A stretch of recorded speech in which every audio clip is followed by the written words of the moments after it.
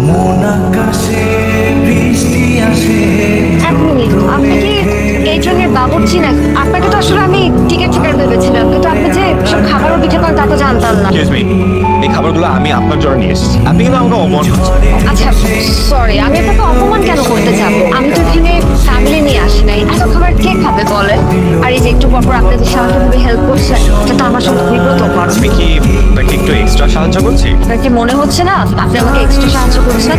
Sorry. এনেছেন যখন আমি খেয়ে দেখি, ঠিক আছে? ঠিক আছে। একটা মজার আছে।